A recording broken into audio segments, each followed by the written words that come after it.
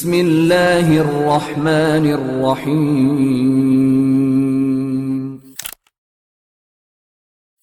الحمد للہ رب العالمین والصلاة والسلام على اشرف الانبیاء والمرسلین وعلى آلہ واصحابہ اجمعین ومن تبعهم بإحسان الى یوم الدین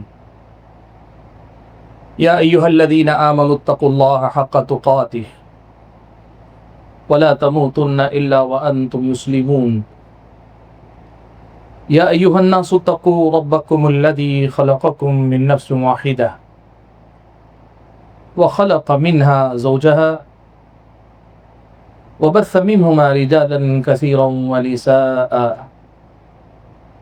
واتقوا الله الذي تساءلون به والأرحام إن الله كان عليكم رقيبا يا أيها الذين آمنوا اتقوا الله وقولوا قولا سديدا يصلح لكم أعمالكم ويغفر لكم ذنوبكم ومن يطع الله ورسوله فقد فاز فوزا عظيما أما بعد محترم حضرات، یہ جو 2 روزہ تربیتی کیمپ اور ورکشاپ منعقد کیا گیا، اس 2 روزہ ورکشاپ کی آج کی یہ جو خصوصی نشست ہے، اس میں آپ کے سامنے مجھے جس عنوان پر گفتگو کرنی ہے وہ عنوان جیسا کہ آپ نے سنا، نوجوانوں میں فکری انحراف۔ بنیادی طور پر ہم اور آپ سب سے پہلے یہی سمجھتے ہیں کہ فکری انحراف کا مطلب کیا ہوتا ہے۔ انحراف عام بول چال میں بھی استعمال ہوتا ہے۔ حرف کہتے ہیں عربی زبان میں کنارے کو، اور انحرافہ کا معنی ہوتا ہے کوئی آدمی سڑک کے بیچوں بیچ چلنے کے بجائے کنارے کی طرف چلا جائے، اور ظاہر سی بات ہے جو درمیان سے کنارے تک جاتا ہے وہ کنارے کے بعد پھر گڈھے میں گرتا بھی ہے۔ یہیں سے عربی زبان میں لفظ انحراف کا معنی گمراہی کے معنی میں استعمال ہوا۔ انحراف کہتے ہیں گمراہی کو، انحراف کہتے ہیں صراط مستقیم سے ہٹ جانے کو، انحراف کہتے ہیں سیدھے راستے پر ثابت قدم رہنے کے بجائے دائیں بائیں ہٹ جانے، دائیں بائیں مائل ہو جانے کو انحراف کہتے ہیں۔ فکری انحراف یعنی یہ جو بہکنے اور بھٹکنے کا معاملہ، گمراہی کا مسئلہ کئی بار آدمی کے اپنے عمل میں ہوتا ہے، معمولات میں ہوتا ہے، جسے ہم بدعت کہتے ہیں۔ آدمی دین سمجھ کر ایسی چیزوں پہ عمل کرتا ہے جو دین کا حصہ نہیں ہے، تو یہ عملی انحراف ہے، بدعت ہے۔ یا آدمی زندگی میں دین کی پابندی والی زندگی نہ گزار کر دنیا داری پر اتر آئے، اپنے معمولات زندگی میں آدمی دنیا داری کو اپنانے لگے، تو ہم یہ کہتے ہیں کہ بھائی یہ اپنے عمل کے میدان میں، اپنی عملی زندگی میں دین پر نہ ہو کر دنیا داری پر چلا آیا ہے، یہ بھی انحراف ہے، یہ عمل کا انحراف ہے۔ فکری انحراف کا مطلب ہوتا ہے آدمی کی سوچ صحیح رخ پر، صحیح سمت پر سوچنے والی نہ رہ جائے۔ آدمی کا اپنا ذہن، آدمی کا دل و دماغ اس رخ پر نہ رہے جس رخ پر قرآن و سنت میں ہمارے اور آپ کے دل و دماغ کی تربیت کی گئی ہے۔ حضرت نعمان ابن بشیر رضی اللہ تعالیٰ عنہ کی بڑی ہی مشہور و معروف روایت ہے، صحیح بخاری مسلم دونوں میں۔ اللہ کے نبی صلی اللہ علیہ وسلم سے وہ روایت کرتے ہیں، کہتے ہیں اللہ کے نبی نے فرمایا الحلال بین والحلال بین وبینہما مشتبہات لا یعلمہن کثیر من الناس فمن اتقى الشبهات استبرأ لدینہ وعرضہ۔ ومن وقع في الشبهات وقع في الحرام كالراعي يرعى حول الحمى يوشك ان يقع فيه. اس کے بعد اللہ کے نبی نے مزید کہا الا وان في الجسد مضغة اذا صلحت صلح الجسد كله واذا فسدت فسد الجسد كله الا وهي القلب. یہ جو طویل حدیث ہے، اس میں سے جو حدیث کا آخری ٹکڑا ہے وہ بڑا اہم ہے. آپ دیکھیے نبی علیہ الصلوۃ والسلام ارشاد فرما رہے ہیں کہ الا لوگوں سنو، ان فی الجسد مضغہ، جسم کے اندر گوشت کا ایک ایسا ٹکڑا ہے، ایک لوتھڑا ہے، اذا صلحت صلح الجسد کلہ، جب وہ ٹھیک رہتا ہے، صحیح رہتا ہے تو سارا جسم ٹھیک رہتا ہے. وَإِذَا فَسَدَتْ فَسَدَ الْجَسَدُ كُلُّهُ، جب وہ بگڑ جاتا ہے تو سارا جسم بگاڑ کا شکار ہو جاتا ہے. الا وہی القلب، لوگوں سنو، اس گوشت کے ٹکڑے سے مراد آدمی کا دل ہے، انسان کا دل ہے. میں تفصیل میں نہیں جاؤں گا، آپ یہ بات جانتے ہیں. سائنسدان یہ کہتے ہیں پرانے زمانے میں، نئے زمانے میں ان کی رائے بھی بدل رہی کہ آدمی دماغ سے سوچنے کا کام لیتا ہے. شریعت مطہرہ میں تفکر تدبر کا محل قرآن میں اللہ تعالیٰ نے دل کو کہا ہے. اب انسان جو سوچتا ہے اس کی فکر کا یا سوچ کا محور اور مرکز قرآن و سنت کے مطابق آدمی کا دل ہے. میں نے کہا نا کہ دل اور دماغ دونوں میں سے کیا ہے، یہ ایک الگ موضوع ہے، اس پہ میں بات نہیں کرنا چاہ رہا ہوں. ہم اس پہ صرف بات کریں کہ آدمی کا جو دل ہے یہ آدمی کی سوچ اور آدمی کے سمجھ کا مرکز اور محور ہے. پیارے نبی صلی اللہ علیہ وسلم کی اس حدیث کا سیدھے مطلب یہ ہے کہ آدمی کی فکر کی استقامت آدمی کے اپنے عمل کی استقامت سے زیادہ اہم ہے. آدمی کی اپنی سوچ کی درستگی آدمی کے اپنے دیگر معمولات اور اعمال کی درستگی سے زیادہ اہم ہے. ہمارے سماج میں اور بالخصوص ہمارے جو احباب ہیں، مثال کے طور پر بہت سارے ہمارے بھائی ہیں، وہ یہ کہتے ہیں کہ میں اہل حدیث ہوں. کیوں اہل حدیث ہوں؟ وہ جو معروف امتیازی مسائل مانے جاتے ہیں اہل حدیثوں کے، ان میں وہ اہل حدیثوں کی ترجیح کے پابند ہیں. رفع الیدین کرتے ہیں، آمین بالجہر کے قائل ہیں، سینے پر ہاتھ باندھتے ہیں، تراویح 8 رکعت کے قائل ہیں، یا ایسے ہی دیگر معاملات جو عام طور پر دیگر مکاتب فکر سے اہل حدیثوں کے منہج، اہل حدیثوں کے مسلک کو ممتاز کر کے دکھانے والے مسائل ہیں، ان میں اپنے آپ کو اہل حدیث مانتے ہیں اور اس کے بعد وہ یہ کہتے ہیں میں تو اہل حدیث ہوں. جبکہ آپ یہ بات سمجھیے، اعمال کے اندر بعض مسائل میں ترجیحات میں اہل حدیثوں کی موافقت کر لینا اہل حدیث ہونا نہیں ہے. بنیادی مسئلہ یہ ہے کہ آپ کی فکر مستقیم ہو، آپ کی سوچ اس منہج کے مطابق ہو جو اس منہج کے پیارے نبی صلی اللہ علیہ وسلم کا تھا، صحابہ کرام کا تھا. نبی علیہ الصلوۃ والسلام نے صحابہ کی تربیت جیسی کی تھی، اس کے نتیجے میں ان کا ظاہر ان کا باطن دونوں اللہ تعالیٰ کی بندگی کے دائرے میں تھا. وہ اپنے ظاہر اور اپنے باطن دونوں میں سنت رسول کے متبع تھے. وہ اپنے ظاہر اور اپنے باطن دونوں میں منہج سلف صالحین کے پابند تھے. دین کی سمجھ کے معاملے میں، عمل کی طرح سمجھ کے معاملے میں بھی اور سمجھنے کے طریقے کے معاملے میں بھی وہ سلف صالحین کے طریقے پر ثابت قدم تھے. یہ ہے اصل میں صحیح منہج پر ہونے کا مطلب.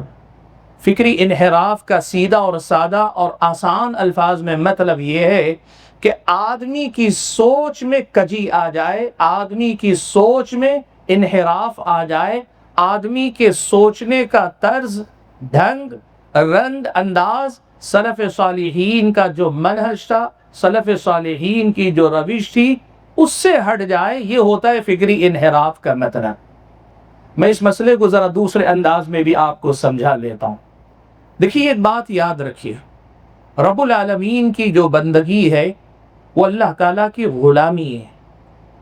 پیارے نبی صلی اللہ علیہ وسلم کا اتباع، اللہ کے نبی صلی اللہ علیہ وسلم کا اتباع، یہ اللہ تعالیٰ کی بندگی کا مظہر ہے. یہ اتباع اگر ہم اپنے اعضاء اور جوارح سے کرتے ہیں، اپنے جسم کے مختلف اعضاء سے کرتے ہیں، جیسے صلو کما رأیتمونی اصلی، پیارے نبی صلی اللہ علیہ وسلم نے ارشاد فرمایا کہ تم نماز ویسے پڑھو جیسے تم نے مجھے نماز پڑھتے ہوئے دیکھا ہے۔ آپ اور ہم اگر نماز ہو بہو پڑھ رہے ہیں، ہمارا ظاہر واقعی معنوں میں اتباع کے دائرے میں ہے اور ہم اللہ تعالیٰ کی بندگی کر رہے ہیں۔ نبی علیہ السلام نے حج کے سلسلے میں کہا خذوا عنی مناسککم، خذوا عنی مناسککم۔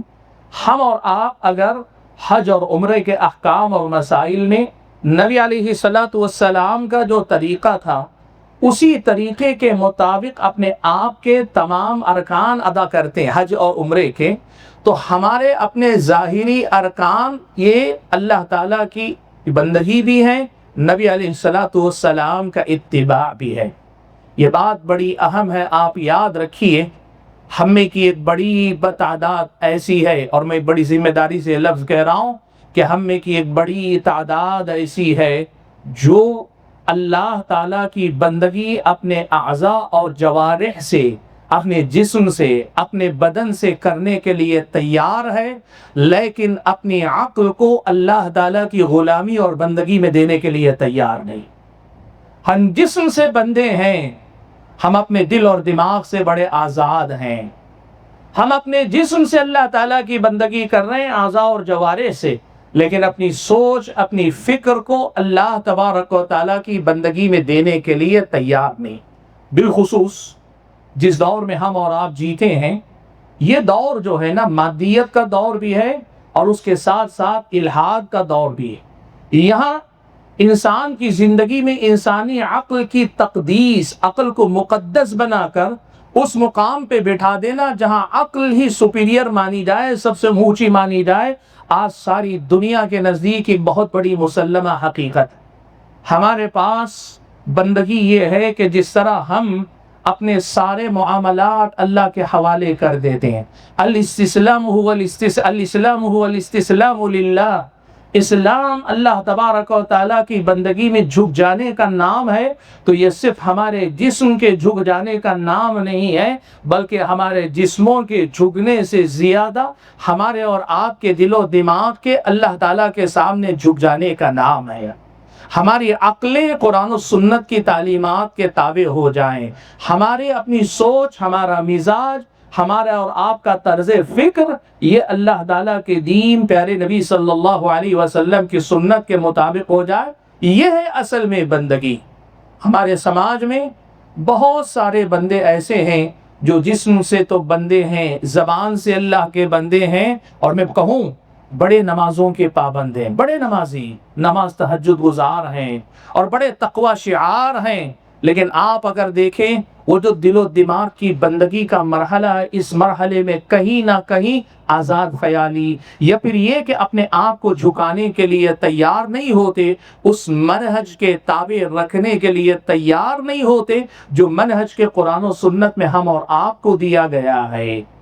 یہ اصل وہ محور ہے جہاں سے اصل میں فکری انحراف کے دروازے کھلتے ہیں۔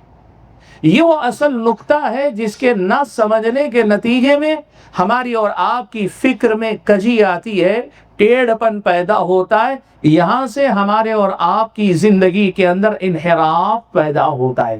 حضرات گرامی قدر، ہمیں کیا کرنا ہوگا؟ دیکھو، جب تک ہم اور آپ صحیح علم سے اپنا رابطہ نہیں رکھیں گے، رشتہ نہیں جوڑیں گے، یہ علم جو قرآن و سنت کا علم ہے، یہ ہمارے اور آپ کے دل و دماغ کی تربیت نہیں کرے گا، ہمارے اور آپ کی فکر کی سلامتی کی ضمانت نہیں دی جا سکتی۔ سلفی منہج کا یہ امتیاز ہے کہ یہ منہج صرف عمل کی دعوت نہیں دیتا، یہ منہج آپ کو علم و عمل کا پیکر بننے کی دعوت دیتا ہے۔ اس منہج کے علم برداروں سے مطالبہ یہ نہیں ہے کہ نیکی کے ہر میدان میں عملی طور پر صرف آپ آگے بڑھ جائیں، آپ سے مطالبہ یہ ہے کہ آپ علم اور عمل کے ساتھ ہر میدان میں آگے بڑھنے کی کوشش کریں۔ یہ علم ہماری روح کی غذا، یہ علم ہمارے اور آپ کے عقل کی غذا، یہ علم ہمارے اور آپ کے دل و دماغ کی غذا ہے، اور جب صحیح علم صحیح غذا پروسی جائے گی، صحیح غذا انسان کے دل و دماغ کو دی جائے گی، تبھی انسان کی ذہنی ساخت بھی صحیح سانچے میں ڈھل پائے گی۔ ایک سانچہ، اس سانچے میں ہمارے دل و دماغ کی ایک ساخت ڈھلنی چاہیے، جس میں اللہ تعالیٰ کی بندگی آدمی کے لیے سب سے بڑا مقصود ہونا چاہیے۔ اس بندگی کے لیے نبی علیہ الصلوۃ والسلام کا اتباع آدمی کے سامنے سب سے پہلا معیار ہونا چاہیے، اور آدمی اللہ کی بندگی اور نبی کی اتباع کے باب میں اپنی عقل کو چوں چرا کرنے نہ دے۔ بہت سارے احباب ہیں جو زبان سے چوں چرا نہیں کرتے، اعتراض نہیں کرتے، لیکن ان کا ضمیر مطمئن نہیں ہوتا، ان کی دل و دماغ، ان کی فکر مضطرب رہتی ہے، بے قرار رہتی ہے۔ سبحان اللہ۔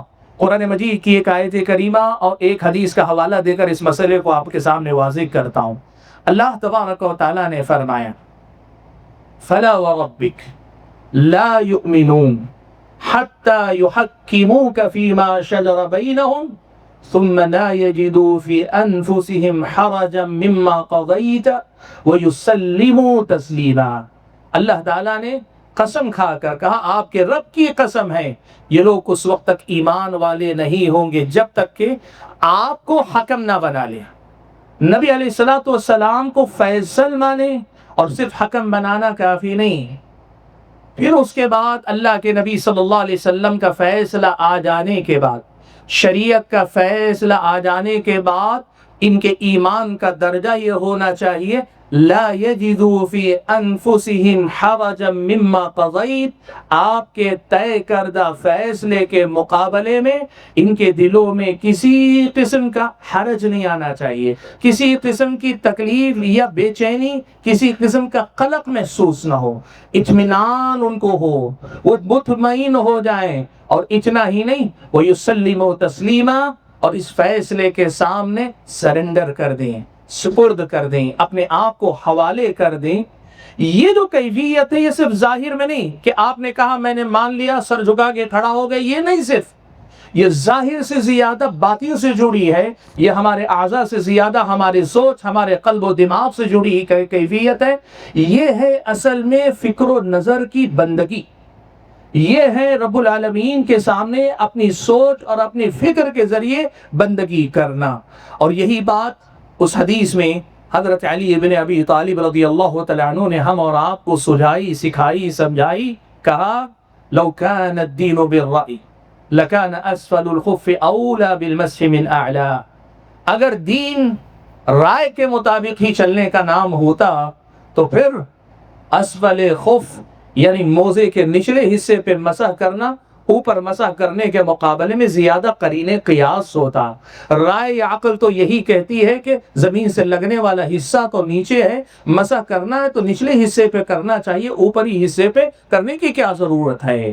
لیکن وَلَكِنِّي رَأَيْتُ رَسُولَ اللَّهِ صلی اللہ علیہ وسلم يَمْسَحُ عَلَى ظَاهِرِهِمَا، میں نے رسول اکرم صلی اللہ علیہ وسلم کو دیکھا، اللہ کے نبی صلی اللہ علیہ وسلم نے اوپر ہی مسح کیا ہے۔ اب ہمارے پاس یہاں جو ہے ہماری فکر و نظر کی بندگی کا امتحان ہے، ساری ہماری عقل کی رہنمائیاں اپنی جگہ، نبی کا اتباع اپنی جگہ، اب ہماری نظر میں یہی شریعت بھی ہے، اور اس سے آگے بڑھ کر یہی معقول بھی ہے، یہی معقول بھی ہے۔ یہ مسئلہ ہم اور آپ کو اچھی طریقے سے سمجھ لینا چاہیے۔ حضرات گرامی قدر، یہ جو بات ہے فکر و نظر سے بندہ ہونا، اپنے عقل اور دل و دماغ سے اللہ تعالیٰ کی بندگی پر راضی ہونا، یہ ایک ایسا میدان ہے جو اول وہلہ میں، پہلے مرحلے میں بہت سارے لوگوں کو نصیب نہیں ہوتا، لیکن یہ ہماری اور آپ کی بندگی کا اصل محور اور مرکز ہے کہ ہمارے ظاہر سے آگے بڑھ کر، بلکہ ظاہر سے پہلے ہمارا اور آپ کا دل و دماغ اللہ تعالیٰ کی بندگی کرنے کے لیے آمادہ اور تیار رہے۔ چلیے ہم آگے بڑھتے ہیں موضوع کے دوسرے حصے کی طرف۔ فکری انحراف کیا ہے؟ اللہ تبارک و تعالیٰ نے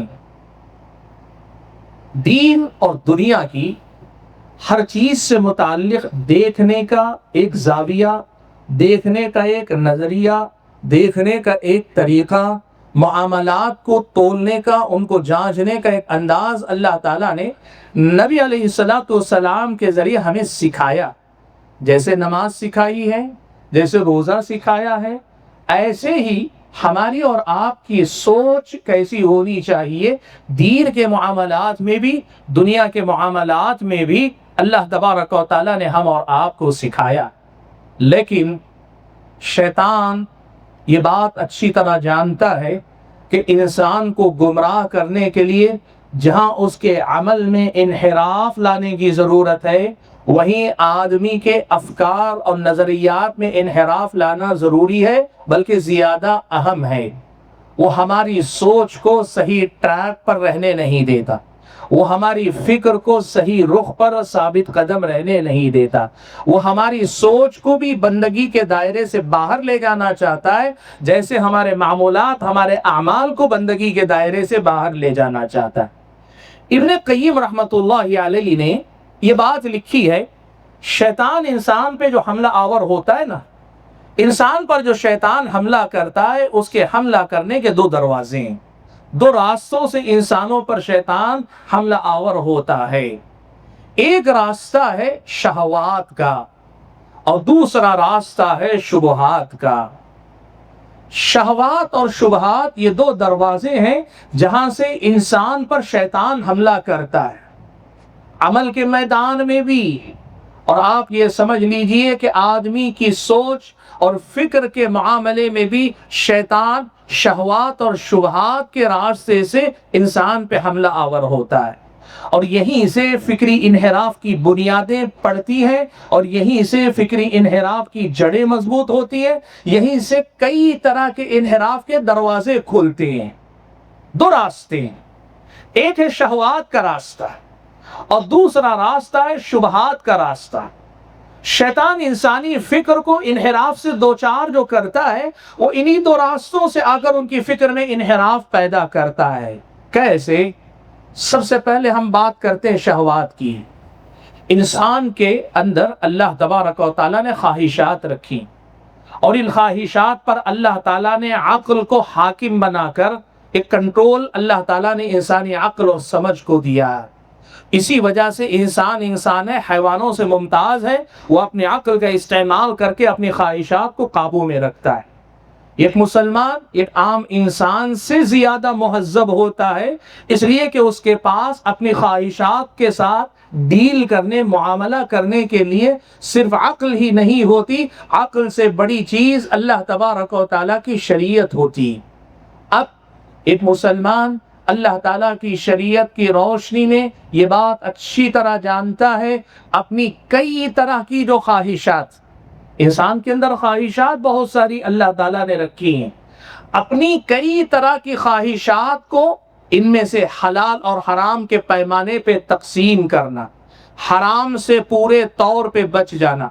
جو حلال اور جائز خواہشات ہیں ان کی اللہ تعالیٰ نے لمٹ رکھی ہے، حد رکھی ہے، اس حد میں اپنے آپ کو روک لینا شریعت کے علم اور اللہ تعالیٰ کی دی ہوئی عقل کی روشنی میں انسان اپنی شہوات اور خواہشات کے باب میں بے قابو ہونے سے بچتا ہے، کنٹرول میں رہتا ہے.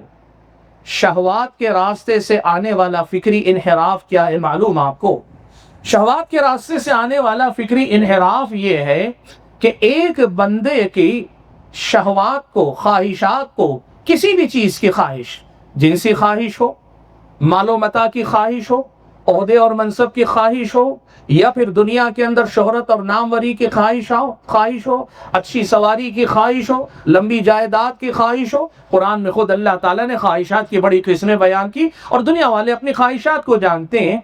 ان خواہشات کو انسان کے اندر شیطان اتنا بڑھا دیتا ہے، اور کئی بار شیطان کے ساتھ ساتھ انسان اپنے نفس امارہ کی بات سن کر اس قدر زیادہ اپنے نفس کی غلامی کرنے لگتا ہے. اور کئی بار انسان کا نفس شیطان اور اس کے ساتھ دنیا کے اندر نظر آنے والے یہ نظارے، یہاں کا جمال، یہاں کی پرکشش چیزیں، یہ سب مل کر اس قدر زیادہ انسان کی خواہشات کو ابھار دیتی ہیں کہ وہ عقل اور وہ شریعت جو اللہ تعالیٰ کی دی ہوئی انسانی خواہشات کو قابو میں رکھ کر اللہ کا بندہ بنائے رکھتی ہیں، یہ خواہشات اس قدر زیادہ طاقتور ہو جاتی ہیں کہ وہ بندے کی عقل پر اور اللہ تعالیٰ کی شریعت کے علم پر بھی غالب آ جاتی ہیں۔ ایک آدمی کے پاس عقل بھی ہے، اس کی عقل بھی کہہ رہی ہے کہ غلط کر رہے ہو، اور اس کے پاس اللہ تعالیٰ کی شریعت کا علم بھی ہے، اسے معلوم ہے کہ یہ غلط کر رہے ہو، گناہ کر رہے ہو، لیکن خواہش اس قدر بے لگام ہے کہ یہ خواہش اس کی اپنی عقل اور اس کے اپنے دین پر بھی غالب آ جاتی ہے۔ یہ ہوتا ہے شیطان کا طریقہ کہ انسان کے اندر کہیں سے بھی خواہشات کو اتنا بڑھا دیا جائے۔ یہ انسان کی اپنی غلطی ہوتی ہے۔ خواہشات کے باب سے انحراف کہاں سے آتا ہے؟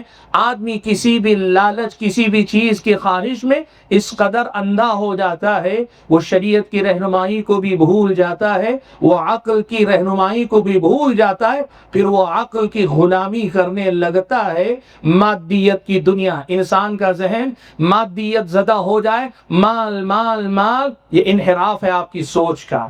آپ کی سوچ آخرت رخی ہونی چاہیے۔ آپ کی سوچ دنیا کو ایک سرائے یا ایک جو ہے مسافر خانہ سمجھے۔ یہ اسلامی شریعت کی تربیت ہے، آپ کی فکر کی تربیت اسلام نے ایسی کی ہے کہ آپ دنیا کو مستقل ٹھکانہ نہ سمجھے، اسے صرف مسافر خانہ سمجھے۔ لیکن جب مادیت، خواہشات بڑھ کر انسان کے دماغ پہ مادیت، دنیا داری جب غالب آتی ہے، آدمی کی سوچ انحراف کا شکار ہو جاتی ہے، اور آدمی پھر شریعت مطہرہ نے وہ جو دنیا کے ساتھ ڈیل کرنے کا نظریہ دیا تھا، وہ جو دنیا کو دیکھنے کی نظر دی تھی، وہ جو سوچ دی تھی، آدمی اس سوچ کو گوا بیٹھتا ہے اور یہاں انحراف کا شکار ہو جاتا ہے۔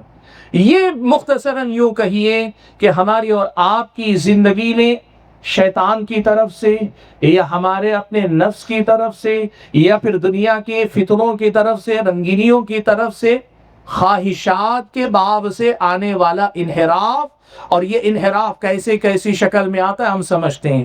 آدمی دین اور عقل کے تقاضوں کو نظر انداز کر کے جیتا ہے، ہم سب جیتے ہیں، یہ کسی اور دنیا کی بات نہیں ہو رہی۔ ہم میں سے کون ہے جو کہے میں نے جب بھی کبھی میری عقل نے مجھے روکا میں رک گیا ہوں، کبھی عقل کے روکنے کے بعد میں نے کوئی غلط کام نہیں کیا ہے؟ کوئی جو یہ دعویٰ کر سکے؟ کیا ہم میں سے کوئی ایسا ہے جو یہ کہہ سکے کہ شریعت کی جہاں رہنمائی آ گئی، میری زندگی میں کبھی غلط کام کرتے ہوئے شریعت کی بات یاد آئی ہو، میں رک گیا ہوں، ایسا دعویٰ ہم کر سکیں؟ معاف کیجئے گا، ہم ایسے نہیں ہیں۔ یہ خواہشات کے باب سے پایا جانے والا ہمارے اور آپ کے اندر کا انحراف ہے۔ یہ مسئلہ ہماری اور آپ کی زندگی کے معمولات میں بڑی آسانی کے ساتھ نظر آ سکتا ہے، اور ان کو پہچاننا نسبتاً آسان بھی ہے۔ وہ انحراف، فکر کا وہ انحراف جو خواہشات کے دروازے سے آتا ہے، اس کو پہچاننا نسبتاً آسان بھی ہے۔ میں نے ابن قیم رحمۃ اللہ علیہ کا جو قول نقل کیا، اس میں نے بتایا شیطان انسان پر دو راستوں سے حملہ آور ہوتا ہے۔ ایک شہوات کا راستہ، جس کی تفصیل ابھی آپ کے سامنے آئی ہے، اور دوسرا راستہ ہے شبہات کا راستہ۔ شبہات کا راستہ، شیطان انسان پر شبہات کے راستے سے حملہ کرتا ہے۔ دین کے مسلمات، دین کا صحیح راستہ، کسی بھی مسئلے سے متعلق جو صحیح موقف ہے، شیطان اس کے سلسلے میں انسان کے اندر کوئی نہ کوئی ایسا خلل پیدا کرتا ہے جس کے نتیجے میں جمائے قدم ڈگمگانے لگتے ہیں۔ آدمی کی نظر میں یہ مسئلہ یا تو مشتبہ ہو جاتا ہے اور اسے پتا ہے، یقین نہیں رہ جاتا آدمی کو، یا پھر یہ کہ آدمی کو پتا بھی نہیں چلتا، سنت کے نام پہ بدعت بھی اس کے اندر آ جاتی ہے ایک کسی شبہ کی وجہ سے، وہ دین سمجھ کر بے دینی پہ عمل کرتا ہے۔ کئی بار شرکیہ کاموں کو وہ بزرگوں کا احترام سمجھ کر کرتا ہے کسی شبہ کی وجہ سے۔ کئی بار آدمی یہ غلط نظریے کو صحیح سمجھنے لگتا ہے اسے دین کا لبادہ اڑانے کی وجہ سے۔ ابن قیم رحمۃ اللہ علیہ نے جہاں یہ بات یہاں ذکر کی کہ شیطان شہوات کے ساتھ شبہات کے راستے سے انسان پہ حملہ آور ہوتا ہے، وہیں ابن قیم رحمۃ اللہ علیہ نے دوسرے مقام پہ ایک بڑی پیاری بات یہ بتائی کہ شیطان گمراہی پھیلانے کے لیے جو طریقہ اپناتا ہے وہ یہ کہ وہ اکثر گمراہی کو حق کا لباس پہنا دیتا ہے، حق کا لبادہ اڑا دیتا ہے۔ کیوں؟ گمراہی کی شکل میں آئے گی، ہر آدمی کہے گا نہیں اپناؤں گا۔ گمراہی حق کے لباس میں آئے گی، اکثریت جن کے پاس علم نہیں ہوتا وہ ظاہری لباس کو دیکھ کر دھوکہ کھا جائیں گے، اور دھوکہ کھانے کے نتیجے میں حق کے ارادے سے باطل کو اپنا لیں گے، حق کے دھوکے میں باطل کو اپنا لیں گے، اور پھر اس کے بعد باطل سمجھ کر کھل کر بھی آیا تب بھی اسے چھوڑنے کے لیے تیار نہیں ہوگے۔ یہ ہے شبہات کے راستے سے انسان پر شیطان کے حملہ کرنے کا طریقہ۔ وہ باطل کو، کسی بھی غلط چیز کو ایسے انداز میں پیش کرتا ہے جیسے وہ حق ہے۔ ابن قیم نے جو تعبیر استعمال کی بڑی پیاری ہے، لباس پہنا دیتا ہے۔ اب آپ دیکھیے کسی بھی آدمی پہ آپ کی نظر پڑتی ہے سب سے پہلے لباس پر۔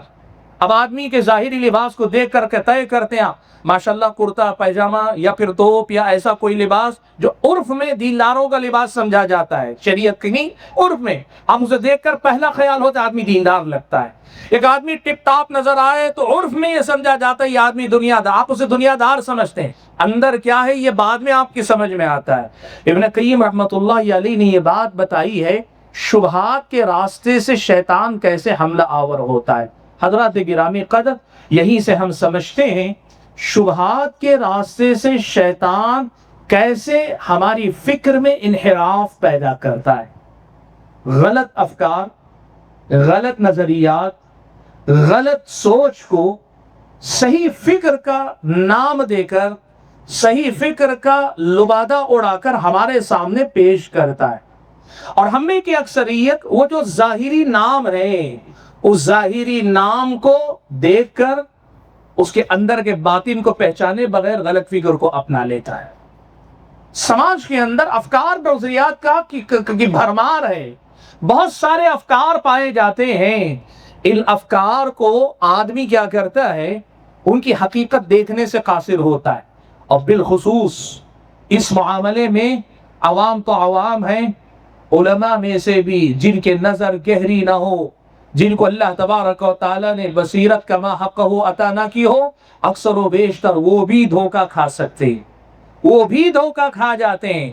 اللہ جس کی حفاظت کرے، اللہ جسے توفیق دے، جسے اللہ تعالیٰ وہ نگاہ بصیرت دے، وہ حق و باطل میں تمیز کرنے والی، شاید وہ بندہ اللہ کی توفیق سے پہچان لے جائے، ورنہ اکثر طلبہ علماء میں بھی یہ دھوکہ ہوتا ہے، اور عوام میں تو بدرجہ اولیٰ ہے۔ کیوں؟ یاد رکھو اللہ کے بندو، حق اور باطل کو پہچاننے، بالخصوص فکری انحراف کو پہچاننے کے لیے صرف عقل مند ہونا کافی نہیں۔ بڑی اہم بات ہے، اس کو یاد رکھو۔ یہ جو بات ابھی کہہ رہا ہوں یہ بڑی اہم بات ہے، اس کو یاد رکھو۔ یہ ہمارے جتنے نوجوان ہیں نا، ان کو لوگ دھوکہ دیتے ہیں۔ سوشل میڈیا پہ میں نے ایسے لوگوں کو دیکھا ہے جو صاف طور پہ لوگوں سے یہ کہتے ہیں کہ دیکھو اللہ تعالیٰ نے تمہیں عقل دی ہے، اپنی عقل کو ان مولویوں کے حوالے مت کرو، تم اپنی عقل کا استعمال کرو، اپنی عقل سے تم فیصلہ کر سکتے ہو۔ کچھ لوگ دوسرے انداز میں کہتے ہیں کہ بھائی اللہ تعالیٰ نے آپ کو عقل دی ہے، آپ جو بھی پڑھیں گے سمجھیں گے، آپ اپنی عقل سے خود فیصلہ کر سکتے ہیں۔ یاد رکھو اللہ تعالیٰ کے بندو، حق و باطل کی تمیز صرف عقل کی بنیاد پہ کرنا یہ اہل سنت کا منہج نہیں ہے، سلف صالحین کا منہج نہیں۔ اصل جو فرق حق و باطل کا ہوتا ہے وہ صحیح علم کی بنیاد پر ہوتا ہے۔ صحیح علم کی روشنی بتاتی ہے کہ اس میں ہدایت کتنی ہے، گمراہی کتنی، اس میں صحیح کتنا ہے، غلط کتنا ہے، اس کے اندر درستگی کتنی ہے، اس کے اندر خلل کہاں اور کتنا پایا جاتا ہے۔ صحیح علم، اور جو عقل صحیح علم کے ساتھ آتی ہے وہ عقل پھر ایک روشن عقل ہوتی ہے۔ معاف کیجئے گا، ہمارے اور آپ کے یہ جو نوجوان ہیں نا، فکری انحراف کے باب میں جن انحرافات کا شکار ہیں، بنیادی انحراف یہی ہے، وہ سمجھتے ہیں کہ ہماری عقل حق و باطل کی تمیز کے لیے کافی ہے۔ یہ خود شیطان کا سب سے بڑا حربہ ہے جس کا ہم میں سے بہت سارے شکار، اپنی عقل کو، اپنی سمجھ کو، اپنے آپ کو۔ اور میں بتاؤں عقل کے معاملے میں بڑا عجیب معاملہ ہے، بیوقوف سے بیوقوف آدمی بھی اپنے آپ کو عقل کل ہی سمجھتا ہے۔ میں اگر آپ سے پوچھ لوں آپ میں سے کون ہے جو کہے اٹھ کر کھڑے ہو کہے میں سب سے کم عقل آدمی ہوں، ایک نہیں کھڑا ہوگا۔ اور اگر میں کہوں اپنے آپ سے بولو، میں یہ سمجھتا ہوں کم سے کم یہاں موجود لوگوں کے جتنے لوگ ہیں ان میں سے اکثر سے زیادہ میں سمجھدار ہوں۔ یہ آپ میں سے کون سمجھتا ہے؟ یقین مانے آپ کی اکثریت اسی سوچ میں جیتی ہے۔ انسان کا اپنی عقل کے تئیں یہ جو شعور اور احساس، یہ احساس برتری جو ہے نا، اس احساس برتری کے ساتھ دین کے مسائل میں داخل ہونا، یہ خود فکر کا انحراف ہے اللہ تعالیٰ کے بندو۔ یہاں اسلامی شریعت نے سپیریارٹی، ترجیح اللہ تعالیٰ نے شریعت کو دی ہے، علم کو دی ہے، عقل کو نہیں دی۔ اسی لیے یہ جو ہمارے اور آپ کے آج کے نوجوان ہیں، یہ نوجوان نہ علم حاصل کرنا چاہتے نہ علماء کے سامنے بیٹھنا چاہتے۔ سبحان اللہ، ان کا غرور ہے۔ لفظ کو میں بہت سوچ سمجھ کے بول رہا ہوں، ایسے نہیں بول رہا ہوں، غصے میں نہیں، ڈانٹنے کے لیے نہیں بول رہا ہوں، یہ حقیقت ہے۔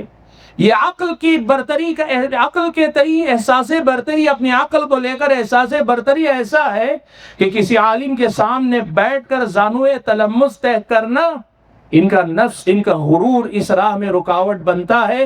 میرے عزیز بھائیوں، میں آپ کے سامنے محبت سے یہ لفظ کہہ رہا ہوں، آپ اپنے آپ کو سب سے پہلے اس شمیلے سے باہر نکالو۔ اللہ تعالیٰ نے ہمارے اور آپ کے فکر کی درستگی کی ضمانت ہماری عقلوں میں نہیں رکھی ہے۔ اللہ تبارک و تعالیٰ نے علم شرعی، کتاب و سنت کا علم، سلف صالحین کے فہم میں اللہ تعالیٰ نے درستگی کی ضمانت رکھی۔ اس لیے جب تک آپ کا میرا نفس، جب تک میرا اور آپ کا دل و دماغ علم کے سامنے عاجزی اختیار کرنے کے لیے تیار نہ ہو، علماء کے سامنے عاجزی اختیار کرنے کے لیے تیار نہ ہو، ہم سمجھ لیں کہ فکری انحراف کے بنیادی مسئلے سے ہم اور آپ دوچار ہیں۔ سب سے بڑا مسئلہ یہ ہے۔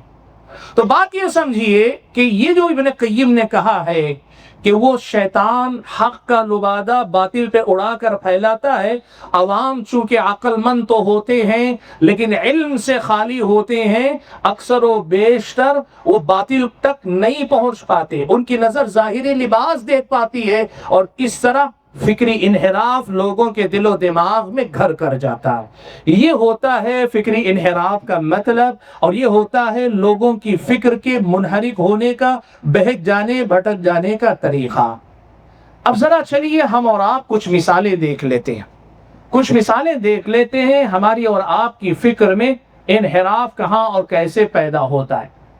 دیکھیے، دین کی سمجھ کا سلف صالحین کے منہج کے مطابق ایک ترتیب ہے، اس میں عقائد سے لے کے عبادات، معاملات، اخلاق تک یہ پوری ترتیب، یہ پورا سسٹم، یہ پورا نظام اللہ تبارک و تعالیٰ نے ہم اور آپ کو دیا ہوا۔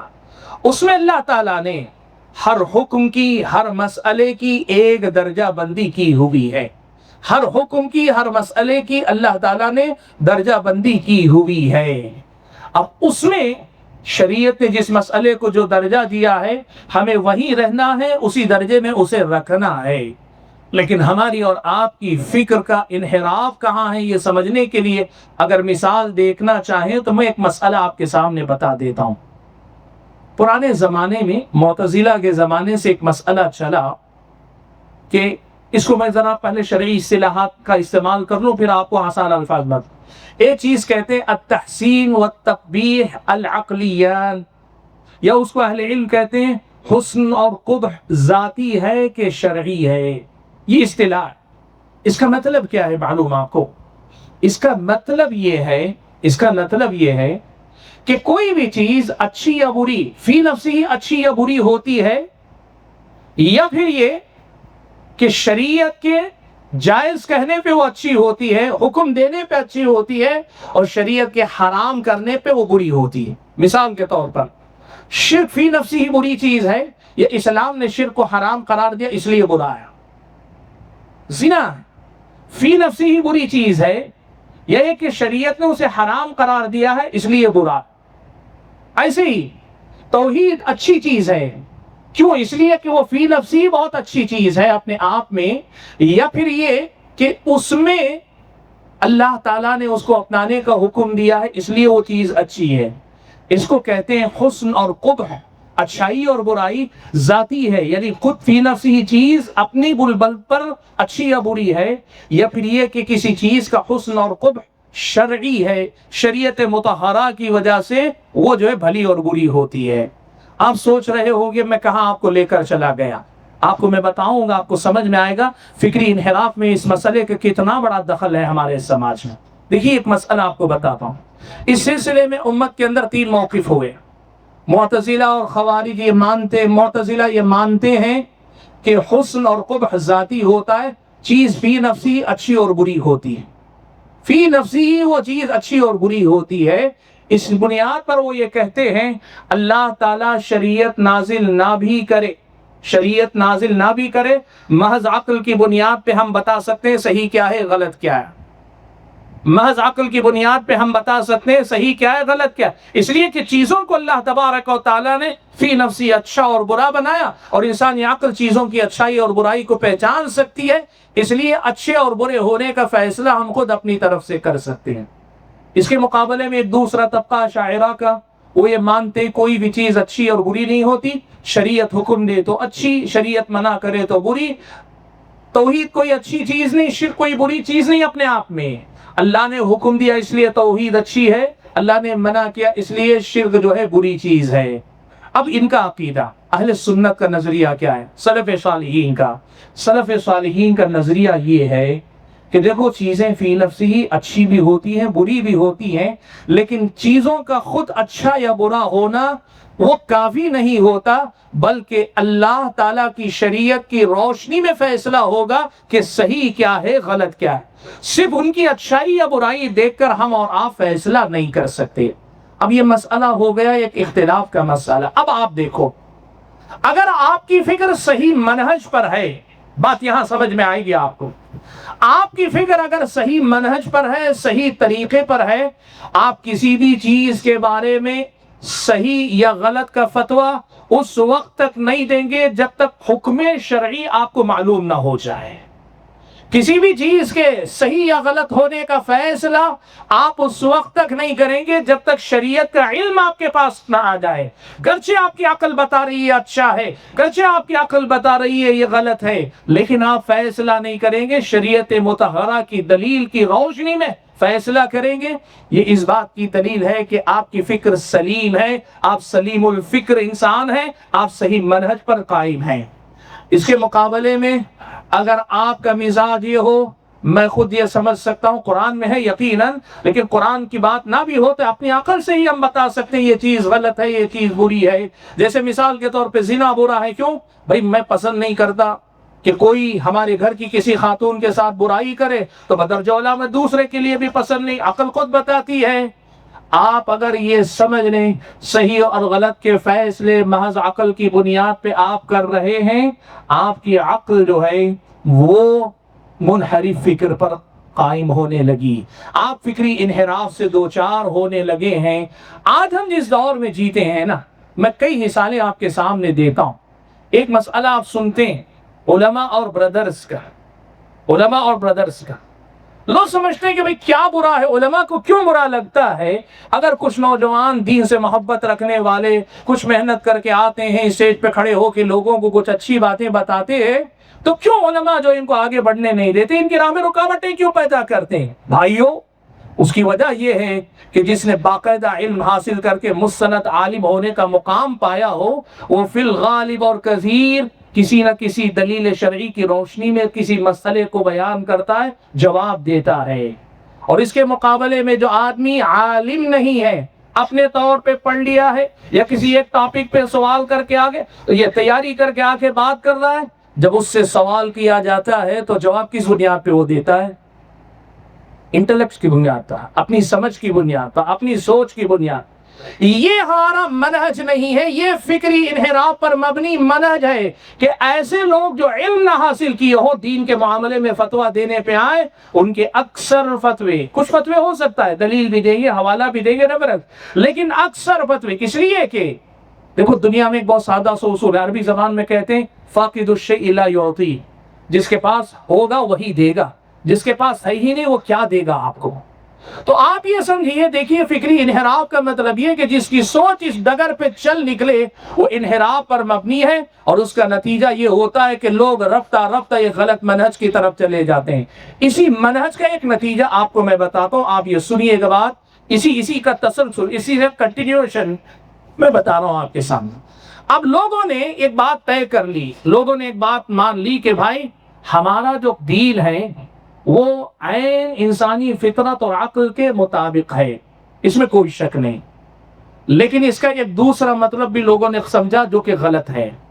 دیکھو اللہ تعالیٰ خالق کون ہے؟ سب کا خالق اللہ تعالیٰ، اور شریعت کس کی بھیجی ہوئی ہے؟ اللہ تعالیٰ کی۔ الا لہ الخلق والامر، لوگوں سنو، تخلیق بھی اللہ تعالیٰ کی ہے، شریعت بھی اللہ تعالیٰ کی ہے۔ جب دونوں چیزیں اللہ تعالیٰ کی طرف سے آئی ہیں تو دونوں میں ٹکراؤ نہیں ہو سکتا، دونوں اللہ تعالیٰ کی۔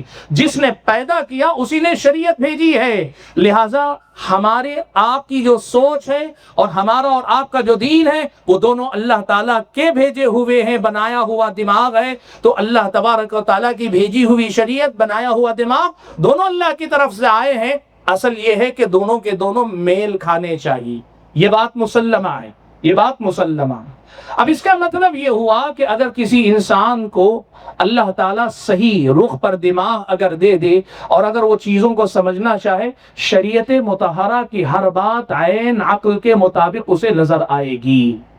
یہ بات ایک سر رخ ہے، لیکن اس کا دوسرا رخ کیا ہے معلوم ہے؟ اس کا دوسرا رخ یہ ہے، لوگوں نے یہ مان لیا کہ قرآن نے ہمیں اس بات کا حکم دیا ہے کہ ہم قرآن و سنت کی وہی بات قبول کریں جو عقل پہ کھری اترتی ہو، جو عقل پہ کھری اترتی ہو اسی کو ہم لیں۔ اگر عقل پہ کوئی بات کھری نہیں اترتی تو پھر اس بات کی تعویل کی جائے گی، اس کا کوئی نہ کوئی جو ہے جواب ڈھونڈا جائے گا، بات وہی مانی جائے گی جو انسانی عقل میں اترے گی۔ یہ فکری انحراف کا دوسرا باب ہے۔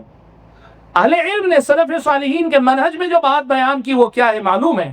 عمر ابن خطاب رضی اللہ تعالیٰ عنہ کہتے تھے اتہموا الرأی فی دینکم، دین کے معاملے میں تم اپنی عقل کو متہم کرو۔ جہاں کہیں تمہاری عقل ٹکراتی نظر آئے، کہیں تمہاری عقل کسی سی چیز سے، شریعت کے کسی مسئلے سے ٹکراتی نظر آئے تو کیا کرو؟ تم اپنی رائے کو الزام دو، اپنی رائے کو متہم کرو، دین کے مسئلے کو جیسا کا تیسا جہاں کا وہاں باقی رکھو۔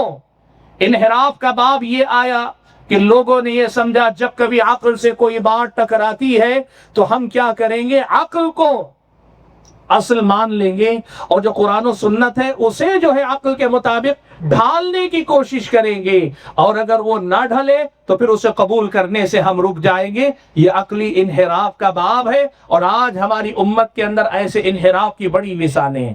مجھے یاد پڑتا ہے بہت پہلے ایک نوجوان سے ملاقات ہوئی، اس نے کچھ سوالات پوچھے۔ دیکھو ایک بات یاد رکھو، اللہ تعالیٰ کی شریعت کے پیچھے حکمتیں بڑی ہیں، رب حکیم ہے اور اس کی شریعت حکمتوں بڑی ہیں۔ اب اس کے پیچھے جو حکمتیں پائی جاتی ہیں، کئی حکمتیں خود اللہ نے بیان کر دی، کئی جگہ اللہ کے نبی نے بیان کر دی، کئی جگہ اہل علم نے اللہ تعالیٰ کی دی ہوئی بصیرت، نگاہ بصیرت کی روشنی میں مسائل کے پیچھے چھپی حکمتوں کو نکال کر بیان کیا۔ لیکن اس کے باوجود یہ بھی ایک مسئلہ ہے، کئی جگہ شریعت کے ایسے مسائل ہیں ان کی کوئی حکمت شاید ہم بیان نہ کر پائے، ہماری عقل شاید ان حکمتوں کو پانے سے قاصر ہے۔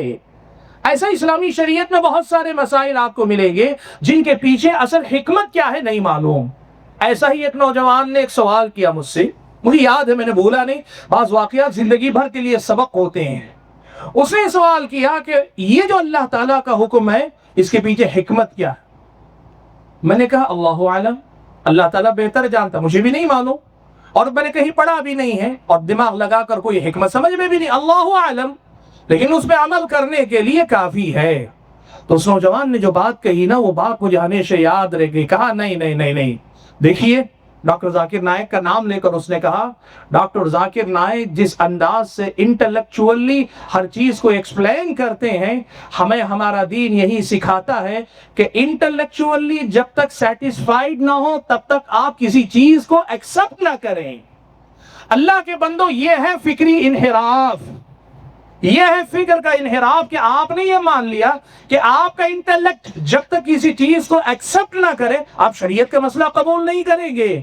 حضرت عمر تو کہتے ہیں اتہموا الرأی فی دینکم، تمہارے اپنے دین کے معاملے میں تم رائے کو متہم کرو، تم اپنی رائے کو الزام دو، لیکن آپ کی فکر آپ کو اس رخ پہ لے جاتی ہے، کہتے ہیں کہ بھئی ہمارا دین تو عقل کے خلاف نہیں ہو سکتا، تو پھر ہر وہ بات جو ہم ایکسپٹ کریں گے انٹلیکچولی پروو ہو تو ایکسپٹ کریں گے ورنہ نہیں کریں گے۔ اور کیا پیارا انداز ہے والو لوگوں کے بولنے کا، کہتے کیا کہ ہمارا دین انسان کے عقل کے عین مطابق ہے، ہمارے دین میں کوئی بات عقل کے خلاف نہیں ہو سکتی۔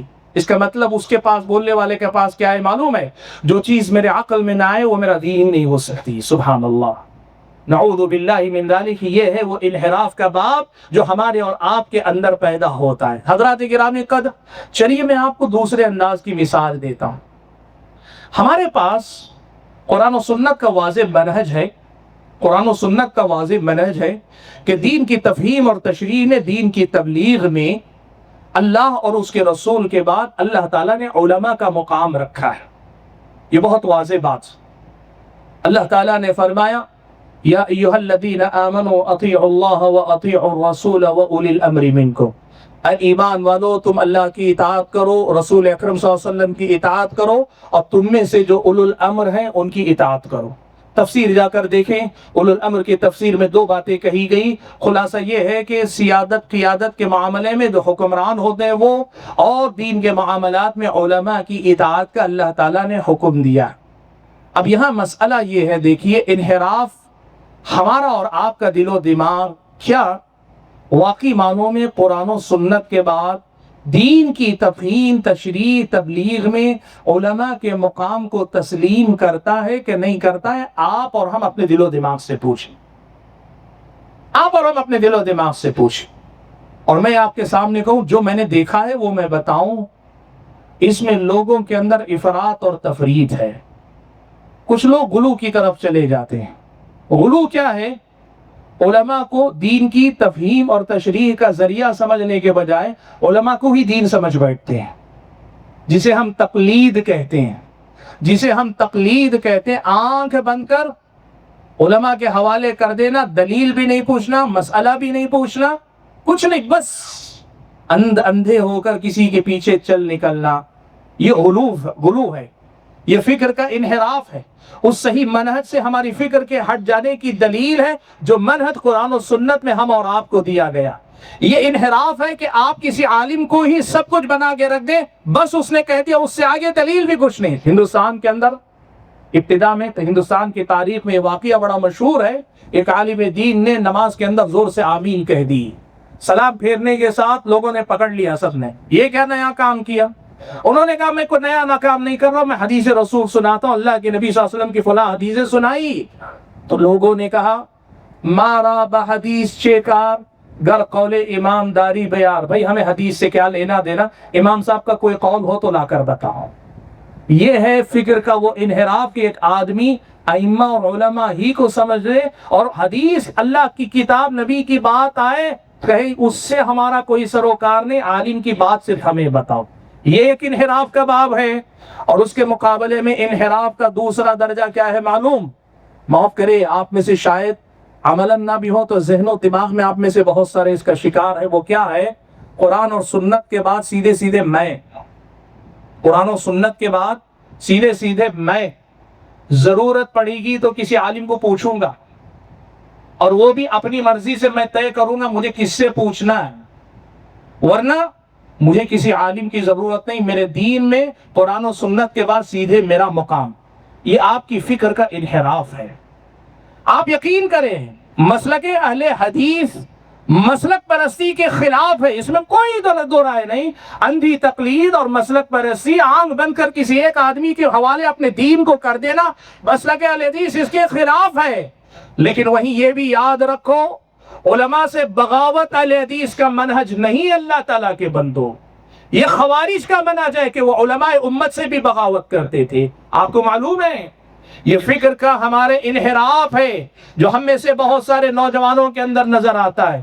سبحان اللہ، کسی عالم کے ساتھ بیٹھ کر کچھ سیکھنے کے لیے تیار نہیں۔ دیکھو میں کچھ مثالیں دے رہا ہوں، آپ اپنے نفس کا محاسبہ کرو. نماز مغرب کے بعد، نماز فجر کے بعد، نماز عصر کے بعد، نماز عشاء کے بعد ہماری مسجدوں میں درس کا ایک سلسلہ چلتا ہے. بہت سارے لوگ درس میں نہیں بیٹھتے. نہیں بیٹھنے والوں کے اسباب الگ الگ ہیں، سب کا ایک حکم نہیں، بات واضح سمجھے. کچھ لوگ بیچارے تاجر لوگ ہیں، دکان میں جانا ہوتا ہے. کچھ لوگ ایسے ہیں جن کے پاس گھر میں کوئی مصروفیت ہوتی ہے. یا کچھ لوگوں کا مسئلہ ایسا ہے کہ ان کا دل نہیں ہے، دل نہیں ہے، کمزوری ہے ایمان کی، دل نہیں. لیکن وہی یہ بھی سچائی ہے، کچھ ایسے بھی نوجوان ہیں وہ کسی عالم کے سامنے حلقے میں بیٹھ کر پڑھنا اپنی کسر شان سمجھتے ہیں. یہ آپ کی فکر کے منحرف ہونے کی دلیل ہے اللہ کے بندے. آپ اگر علم کے لیے توازن نہیں اختیار کر سکتے، آپ کسی عالم دین کے سامنے باادب ہو کر، اس کے لیے نہیں، علم کے لیے باادب ہو کر نہیں بیٹھ سکتے، آپ یقین کرو کہ آپ کہیں نہ کہیں خوارج کے اس فکری انحراف کی طرف جا رہے ہیں جو کہ خوارج کی قطر امتیاز تھا، ان کی پہچان تھی. آپ کو معلوم ہے خوارج نے جو بغاوت کی تھی نا، خوارج کی بغاوت صرف جو ہے حکمرانوں کے خلاف بغاوت نہیں ہے، خوارج کی بغاوت علماء اور علم کے خلاف بھی بغاوت ہے. قرآن کی جو آیت میں نے پڑھی نا، اس آیت کو ذرا سمجھ لو تو بات صاف ہو جائے گی. اللہ نے کہا اطیعوا اللہ واطیعوا الرسول واولی الامر منکم، اللہ کی اطاعت کرو، رسول کی اطاعت کرو اور علماء کی اطاعت کرو، اللہ تعالیٰ نے کہا. اب اگر کوئی آدمی علماء کو اللہ اور اس کے رسول پر مقدم کر لے یا صرف رسول پر مقدم کر لے، اس کی فکر بھی منحرف ہے.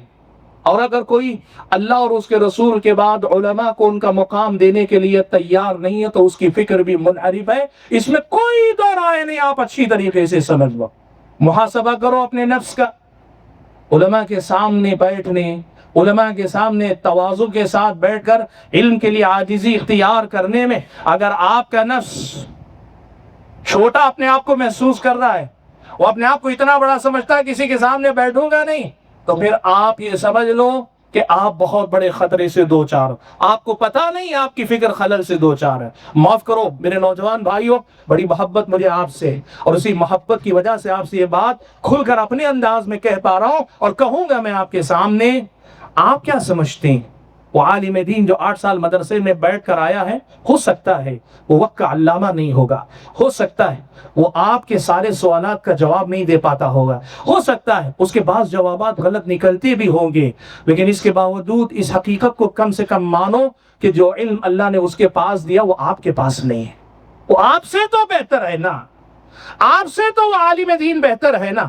اس عالم دین کے تئیں آپ کے دل میں اگر تواضع کا احساس، اس عالم کے پاس موجود علم کے تئیں آپ کے اندر تواضع کا احساس نہیں پیدا ہو رہا ہے، تو پھر آپ یہ سمجھیے کہیں نہ کہیں آپ خوارج کے اس منہج سے قریب تر ہوتے چلے جا رہے ہیں جو رفتہ رفتہ آپ کو پورے علماء کا باغی بنا کے چھوڑے گا. اور یہ بات یاد رکھو، احادیث بڑی واضح ہیں، علماء انبیاء کے وارث ہیں، اور اللہ تعالیٰ قیامت تک علماء ہی کو انبیاء کا وارث بنا کر رکھے گا. آپ عقل کل بھی ہوں گے تو آپ ان کی جگہ نہیں لے پائیں گے، اور جب اللہ تعالیٰ علماء کو اٹھا لے گا تو پھر قیامت ہی آئے گی. علماء کے بعد جو بھی ذمہ دار بن کر فتویٰ دینے آئے گا وہ ہدایت کی طرف نہیں لے کر جائے گا، گمراہی کی طرف ہی لے کر جائے گا. اس لیے علم اور علماء کے لیے تواضع رکھنے والی فکر ہی فکر مستقیم ہے، اور جو علم اور علماء کے تئیں تواضع سے محروم ہو یہ منحرف فکر ہے، اس میں کوئی دو رائے نہیں. تقلید سے آزاد ہوئے تو کیا ہوا؟ ایسی آزاد خیالی کی طرف گئے ہیں جہاں ایسے لگتا ہے کہ دین سیدھے آسمان سے انہی کے دل و دماغ پہ اترتا ہے. معاف کرنا، کچھ الفاظ کچھ تعبیرات آپ کو غلط لگتی ہوں گی، لیکن یہ وہ تصویر ہے جو ہم آنکھوں سے اپنی سماج میں دیکھ رہے ہیں، الفاظ میں آپ کے سامنے تعبیر کر رہے ہیں. یہ وہ نظارہ ہے جو تماشے کی شکل میں صبح شام ہم دیکھ رہے ہیں، آپ کے سامنے اسے بیان کریں. حضرات گرامی قدر، چلیے آگے بڑھتے، کچھ اور مثالیں بھی آپ کے سامنے دینی ضروری ہے، اس کے بغیر موضوع مکمل نہیں ہوگا. فکری انحراف کا ایک باب یہ بھی ہے کہ دیکھو دین میں اللہ تعالیٰ نے مسائل کے جائز اور ناجائز ہونے کو بھی بتایا ہے، اور ان کی درجہ بندی بھی اللہ تعالیٰ نے کی ہے.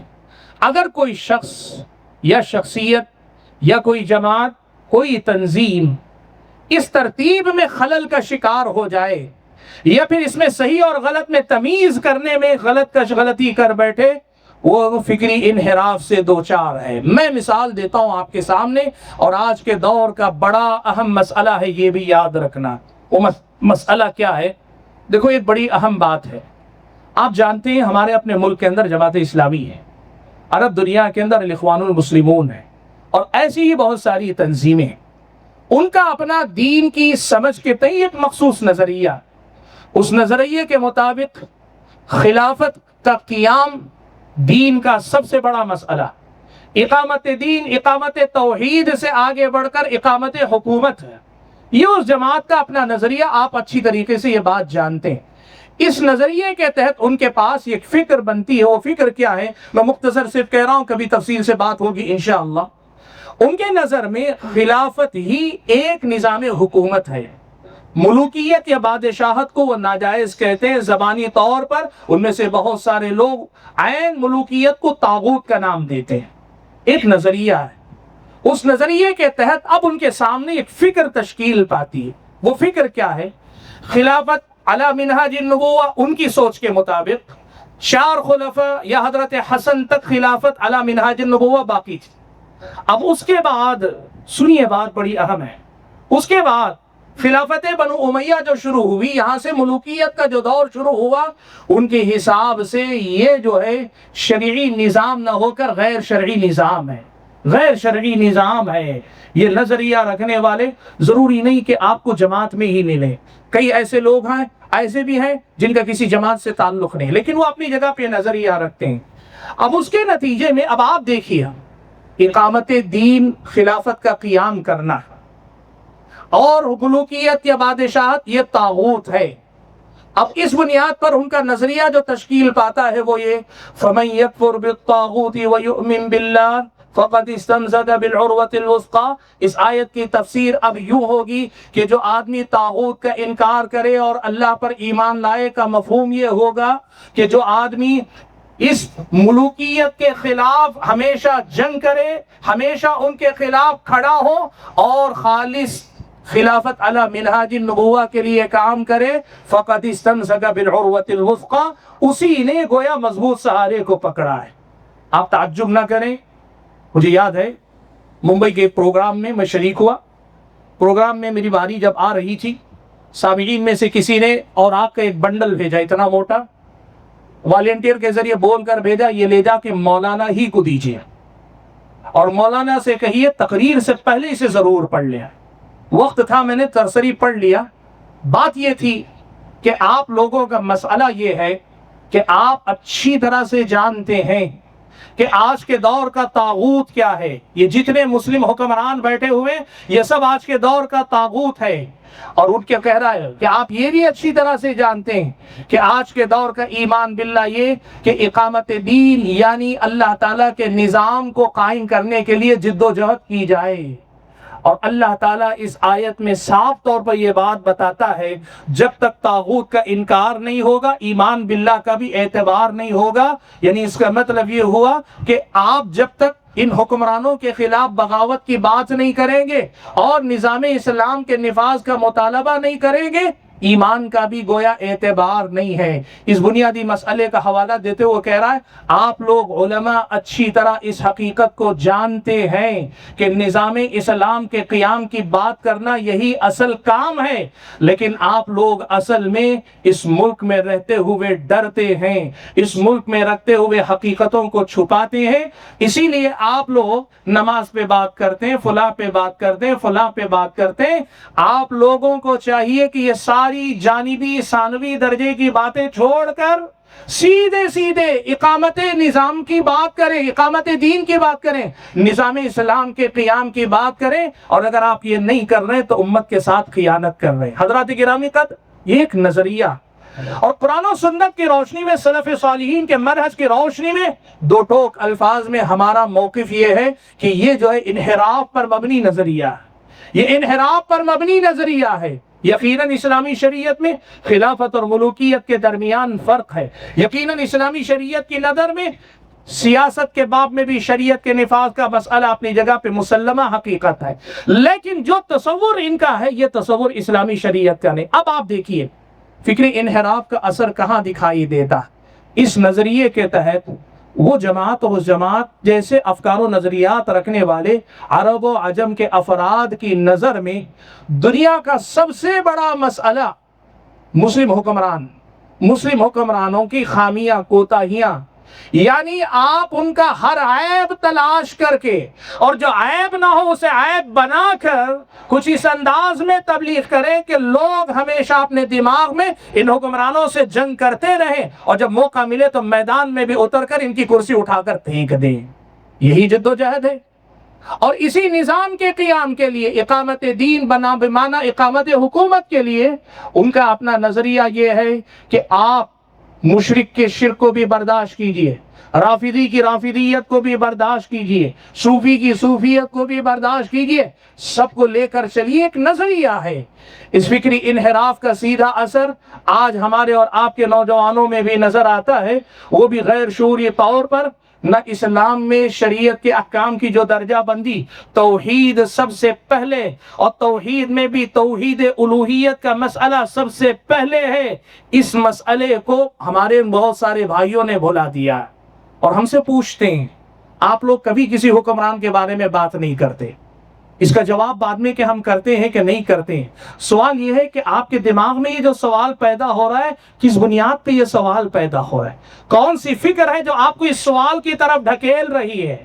ہمارے بہت سارے نوجوان پوچھتے ہیں جمعیت اہل حدیث کبھی بھی یہ جو مسلم حکمران ہیں اپنے اسٹیج پر ان کے خلاف تقریر نہیں کرواتی، کیوں نہیں کرواتی؟ سوال ہم پہلے آپ سے یہ پوچھیں گے، اسی موضوع پہ سوال آپ کیوں کر رہے ہیں؟ اسٹیج سے تو سینکڑوں موضوعات ہیں جس پہ کبھی بات نہیں ہوتی، آپ کا سوال اسی مسئلے سے متعلق ہے، تو اس لیے ہے کہ آپ کی فکر کہیں نہ کہیں کسی خاص نظریے کے تابع ہوتی جا رہی۔ حضرات گرامی پہ قدر، بات کو سمجھیے آپ۔ ہم جب فکری انحراف کی بات کرتے ہیں، مقصد یہ ہوتا ہے کہ شریعت اسلامیہ میں مسائل کی درجہ بندی ہے، اور شریعت اسلامیہ میں جائز اور ناجائز کی اپنی سلف صالحین کے منہج کے مطابق آدمی جو دعوت کا کام کرے گا وہ اللہ تعالیٰ کی توحید اور خاص طور پہ توحید الوہیت کی طرف دعوت دینے کے لیے کام کرے گا۔ نظام اسلام کا قیام اور نفاذ اسلام کا کام وہ ایک مرحلہ ہے جو خود بخود آئے گا جب آپ ان خطوط پہ کام کرتے ہوئے جائیں گے۔ وہ دین سے باہر نہیں ہے، لیکن وہ دین کی پہلی ترجیح نہیں ہے۔ یہ اصل میں رافضیت کا نظریہ، وہ سمجھتے ہیں کہ امامت کا عقیدہ، یعنی امامت سے مراد نبی کے بعد آل بیت کی خلافت اور امامت کا نظریہ سب سے اہم نظریہ، یہ رافضیوں کا نظریہ ہے اصل میں۔ اسی نظریے میں بس اس ترمیم کے ساتھ کہ آل بیت کو ہٹا کر فی نفسی امامت اور خلافت کے مسئلے کو دین کا سب سے پہلا مسئلہ بنا دینا، یہ وہ انحراف ہے جو ان افراد کے اندر پایا جاتا ہے، اور اس انحراف کا شکار یہ ہمارے نوجوان ہیں جو اس قسم کے سوالات کر دیں۔ حضرات گرامی قدر، بات کو سمجھنے کی کوشش کیجئے۔ ہم جو بات آپ کے سامنے رکھنا چاہ رہے ہیں وہ یہ کہ وہ جو شخصیتیں جو تاریخ اسلام میں آتی ہیں، اپنا کردار ادا کر کے جاتی ہیں، وہ اپنے پیچھے اپنے افکار اور نظریات چھوڑ کر جاتے ہیں۔ ہر شخصیت، ہر جماعت، ہر تنظیم، ہر عالم، ہر مؤلف، ہر مقرر کی فکر کو قرآن و سنت اور سلف صالحین کے منہج پر جانچا جائے گا، اور اس کے بعد ہی اس کے صحیح اور غلط ہونے کا فیصلہ ہوگا، پھر اس کے بعد ہم اپنائیں گے۔ افسوس اس کا ہے کہ لوگ ایسے افکار کی زد میں آ جاتے ہیں، سوشل میڈیا میں اس کا بڑا چلن ہے، تو لوگ پوری طرح سے اس کے تابع ہو جاتے ہیں۔ دیکھیے ایک بات میں آپ کو بتاتا ہوں، یہ جو نظریہ ہے خلافت کے قیام کا نظریہ، اس سے متاثر ہونے کے پیچھے بھی ایک مخصوص ذہن ہے۔ وہ کیا ذہن ہے معلوم ہے؟ ہم اس ملک میں رہتے ہیں، قانون کے باب میں ہم اللہ کے فضل و کرم سے برابر کے شہری، یعنی قانون کی زبان میں ہم سب برابر ہیں، یا کسی کو کسی پہ برتری نہیں۔ لیکن آپ جانتے ہیں کچھ لوگوں کا ظلم اور زبردستی، مسلمانوں کو مغلوب بنانے کی کوشش کرنا، احساس مغلوبیت ان کے اندر پیدا کرنا، اس کے لیے کچھ تنظیمیں کام کر رہی۔ اب یہ جو احساس مغلوبیت ہے، دیکھیے بات سمجھیے آپ، یہ جو احساس مغلوبیت ہے کہ کوئی ہمیں دبا رہا ہے، کوئی ہمیں جھکا رہا ہے، کوئی ہم سے ہمارے حقوق چھین رہا ہے، اس کے نتیجے میں لوگ دو حصوں میں بٹ جاتے ہیں۔ کچھ لوگ ڈر جاتے ہیں، کچھ لوگ جھک جاتے ہیں، سمجھوتا کر لیتے ہیں، اور اپنے آپ کی شناخت بھی بدل لیتے ہیں، اپنے آپ کو مسلمان کہنا بھی چھوڑ دیتے ہیں۔ یعنی جو آدمی غالب جو چاہتا ہے مغلوب اس کی مرضی کے تابع ہو جاتا ہے. ایسے بھی لوگ آپ کو ہمارے ملک میں ملیں گے. یہ بھی انحراف ہے. اور اس کے مقابلے میں کچھ لوگ وہ بھی ہیں جو یہ سمجھتے ہیں کہ نہیں، جھکیں گے نہیں، دبیں گے نہیں، مانیں گے نہیں، لڑیں گے، کھڑے ہوں گے، سامنا کریں گے، مقابلہ کریں گے. یہ جو سوچ ہے فی نفسی اپنے آپ میں یہ سوچ بڑی اچھی ہے کہ آپ اپنے حق کے لیے کہیں میں کسی کے سامنے جھکوں گا نہیں. لیکن اس کا مطلب یہ نہیں کہ جو بھی قوم پھر آپ کو سیاست کے باب میں غلبے کے نام پہ دعوت دے، آپ اس مسئلے کو اور غلبہ اسلام کی فکر پر کام کرنے والی تنظیم کو دونوں کو آپ ایک کر بیٹھے. یہ وہ چیز ہے جس کا ہمارے عام نوجوان شکار ہو رہے. ہم یہاں یہ دیکھتے ہیں کہ بہت سارے لوگ اس ملک کے اندر مسلمانوں کو دبانے کی بات کرتے ہیں تو یہ احساس پیدا ہوتا ہے کہ بھائی ہم دبیں گے نہیں. اب اس مسئلے پر جو بھی اسلام کے غلبے، مسلمانوں کی طاقت اور قوت کی بات کرتا ہے، ہم اندھا دھند اس کے پیچھے چلے جاتے ہیں. یہاں سے ہماری فکر انحراف کا شکار ہوتی ہے اور کئی بار غلط افکار، غلط نظریات کے حامل لوگوں اور ایسی تنظیموں کا ہم ترنے والا بن جاتے ہیں، ان کا چارہ بن جاتے ہیں. حضرات گرامی قدر، یہ سب وہ راستے جہاں سے فکر کا انحراف در آ رہا ہے، اندر آ رہا ہے، اور ہم اور آپ اس سے بری طرح سے متاثر ہو رہے ہیں. میں بات کو زیادہ لمبی نہیں کرنا چاہتا، میرا دیا گیا جو وقت تھا وہ وقت ختم ہو رہا ہے. کہنا کیا چاہتا ہوں، یاد رکھو اللہ تعالیٰ کے بندو، متبع کتاب و سنت ہونے کا مطلب صرف کچھ مسلمہ عقائد اور اس کے بعد کچھ اعمال میں اپنے آپ کو سلف کے منہج پہ ڈھال لینا ہی نہیں.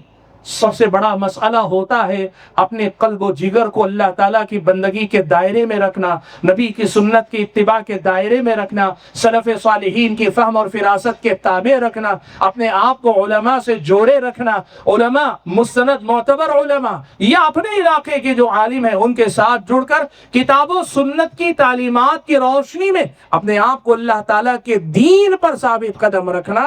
اور جس طرح مسجد میں نماز کے معاملے میں، گھر میں اپنے گھریلو مسائل کے معاملے میں، عقائد میں عقیدے کے باب میں سلف صالحین کے منہج کی بات کرتے ہیں، سیاست میں بھی سلف صالحین کے منہج کے اصولوں کی پاسداری کرنا اور اقامت دین کے نام پر بغاوت کے راستے پہ جانے سے پرہیز کرنا، یہ ہوتی ہے اللہ تبارک و تعالیٰ کی بندگی کا مطلب. اور اگر اس سے انحراف ہوتا ہے تو پھر انحراف کا ایک ایسا باب ہے جو فکری انحراف کے باب میں ایک بڑا ہی اہم جو ہے میدان سمجھا جانا چاہیے. حضرات گرامی قدر، آج کی اس درس میں نے جو کوشش کی، سب سے پہلا اور بنیادی کام میں نے کیا کہ فکری انحراف کس کو کہا جاتا ہے یہ ہم اور آپ سمجھ لیں. اس کو سمجھ لیں گے، مثالیں پھر سینکڑوں بھی آئیں گی انشاءاللہ، اسی کی روشنی میں ہم سمجھ پائیں گے. اور دوسری طرف میں نے ایسی کوشش کی کہ جو ہمارے سماج میں نظر آنے والے انحرافات ہیں، فکری انحرافات، ان میں سے کچھ نمایاں جو ہیں ان کا انتخاب کر کے میں نے آپ کے سامنے ذکر کیا. سارے نہ تو اس وقت بیان ہو سکتے ہیں اور نہ ہی سارے کے سارے ایک مجلس میں سمجھ میں بھی آ سکتے ہیں. گزارش اس بات کی ہے کہ جس طرح جسم سے بندگی اللہ کی ہم کرتے ہیں، فکر و نظر سے بھی اللہ تعالیٰ کی بندگی کریں. جس طرح ہم اپنی عبادتوں میں اتباع سنت کے دعوے دار ہیں، اپنے فکر و نظر میں بھی متبع سنت بنیں. جس طرح ہم سلف صالحین کے منہج پر ثابت قدم رہنے کی بات کر رہے ہیں، ہماری اور آپ کی فکر کو بھی سلف صالحین کے منہج کے تابع رکھنے کی کوشش کریں. رب العالمین سے میری دعا ہے کہ اللہ تعالیٰ مجھے اور آپ سبھی حضرات کو جو سامعین ہیں سب کو کہنے اور سننے سے زیادہ ان باتوں کو یاد رکھ کر ان پر عمل پیرا ہونے کی توفیق عطا فرمائیں. آمین. وآخر دعوانا ان الحمد للہ رب العالمین.